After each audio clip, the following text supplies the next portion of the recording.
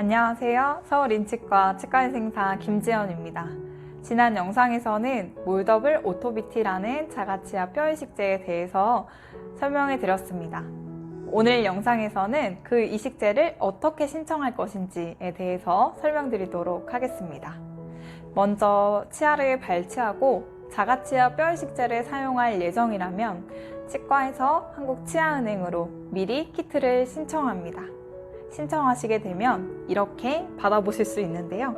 치아를 담을 수 있는 통과, 그리고 신청서, 지퍼백 한 장과 우체국 봉투를 받게 됩니다. 그리고 환자분이 내원하셔서 치아를 발치하셨다면 이 치아 보관통에 치아가 잠길 만큼의 알코올을 담아주시고 뚜껑을 꽉 잠가두시면 됩니다. 그리고 신청서를 작성하셔서 이렇게 지퍼백 안에 밀봉해 주시고요. 이 두 가지를 같이 보내드린 우체국 봉투 안에 넣어주시면 됩니다. 뒤쪽으로 보시면은 양면 테이프가 있어서 떼셔서 바로 붙이실 수 있습니다. 네, 이렇게 잘 밀봉이 되었다면 한국치아은행으로 다시 전화해 주시고 전화해 주시면 우체국 택배 접수가 됩니다. 신청 방법은 이렇게 간단한데요. 저는 처음에 이 신청서를 작성하면서 궁금한 점들이 있었습니다. 그래서 다음 화면을 보시면서 어떻게 작성하는지 하나하나 자세히 알려드리도록 하겠습니다. 키트를 신청하시면 같이 받게 되는 신청서 양식입니다. 환자와 치과의 기본 정보, 치식을 기록하게 되고요.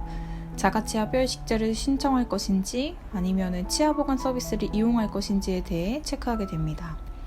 자가치아 뼈이식제로 신청하게 된다면 어떤 타입으로 뼈이식제를 만들 것인지 체크합니다. 그리고 마지막으로는 기타 요청사항 란이 있습니다.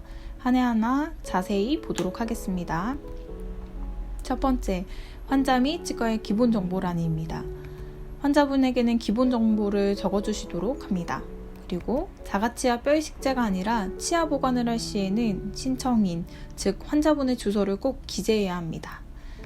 또한 신청인이 미성년자의 경우에는 보호자명과 연락처를 함께 기록을 받습니다. 치과에서는 치과명, 전화번호, 치과 주소 등 기본 정보를 기록해 주시고 발치한 치아의 번호와 감염 질환 여부, 또 수술 예정일 등을 기재합니다. 두 번째로는 자가치아 뼈이식제와 치아 보관 중 하나를 선택하시면 됩니다. 두 가지가 어떤 차이가 있을까요? 말 그대로 자가치아 뼈이식제는 보관 없이 바로 뼈이식제로 만들어 언제든 이식이 가능한 상태로 가공, 멸균, 처리됩니다. 자가치아 뼈이식제로 신청하시면 처리가 되자마자 치과로 배송되고 치과에서 보관하여 환자분이나 또는 환자분의 가족이 수술할 때 사용하실 수 있습니다. 치아 보관의 경우에는 치과가 아니라 한국치아은행에서 보관이 되는데요. 환자의 발치된 치아를 최상의 조건으로 멸균 처리하여 환자 본인 또는 직계가족이 필요시 사용할 수 있도록 안전하게 보관하는 서비스입니다. 바로 뼈이식제로 만들지 않고 내가 나중에 필요할 때 만들겠다고 하시는 분들에게 추천해드리면 됩니다. 보관 기간에 따라 비용이 발생하는데 자세한 사항은 전화로 문의하시면 되겠습니다. 의사의 진단에 따라 자가치아 뼈이식제 또는 치아 보관 서비스를 선택한 뒤 환자의 이름과 서명을 받으시면 됩니다. 세 번째로는 자가치아 뼈이식제를 선택한 경우에는 뼈이식제 타입을 체크해 주셔야 합니다. 크게 두 가지로 오토비티라고 하는 파우더 타입과 루트폼이라고 하는 블록 타입이 있습니다. 치아 하나당 한 개의 타입만 체크하실 수 있는데 타입별 특징을 간단히 보겠습니다. 파우더 타입은 총 3가지입니다. 오토비티 파우더는 일반 파우더 타입입니다. 사진과 같이 많이 상용화되어 있는 고리식제와 비슷한 형태입니다. 둘째는 오토비티 몰더블이라고 하는 젤 타입 파우더입니다. 사진과 같이 일반 파우더와는 다르게 차륵과 같이 뭉쳐지기 때문에 원하는 모양으로 만들 수 있습니다. 수술 시 술자와 환자에게 편리하게 이식할 수 있습니다. 세 번째는 오토비티 BMP입니다. 덴틴의 표면을 처리해서 BMP라는 골 형성 유도체를 결합해 골 유도 및 골 형성을 높인 이식제입니다. 다음으로는 루트폼입니다. 치근으로는 블록 형태 이식제로 처리하고 치관으로는 파우더 형태로 처리하여 하나의 치아로 두 가지 타입을 동시에 사용할 수 있는 타입입니다. 사진과 같이 블록형은 멤브레인 대신 사용할 수도 있습니다. 일반 파우더는 5년 정도, 그리고 몰더블과 BMP는 3년 정도 사용이 가능합니다. 이렇게 세부적으로는 6가지 정도의 뼈 이식제가 있는데요.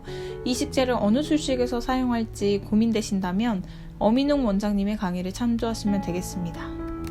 옆쪽으로는 물품 요청 및 두팩 분리란이 있습니다. 치아 상태에 따라 좀 다르지만 전치나 소구치는 평균 0.5cc, 대구치는 1cc 정도 됩니다. 두팩을 원하실 때는 체크하시지만 0.4cc 미만일 때는 한 팩만 가능합니다. 발치된 치아의 상태를 표시해 주시면 됩니다. 마지막으로는 기타 요청사항란입니다. 여기에는 추가적인 의견이나 요청을 적으시면 되는데요. 예를 들면 발치한 치아 2개 중에서 뼈 이식제가 많이 나오는 치아 하나만 처리해 주세요.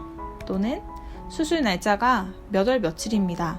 그 전까지는 꼭 받게 해주세요 라고 적으시면 의견 요청 및 수렴이 됩니다. 여기까지 신청서 및 동의서 작성 방법이었습니다. 이해가 잘 되셨죠? 이 영상이 선생님들께서 저희 자가치아 뼈 이식제를 사용하는데 조금이나마 도움이 되셨으면 좋겠습니다. 영상을 보시고 관련 문의사항이나 또 자가치아를 신청하기 원하시면 댓글 또는 한국치아은행으로 문의해주세요. 그럼 저는 다음에 또 찾아뵙겠습니다. 치과의생사 김지연이었습니다.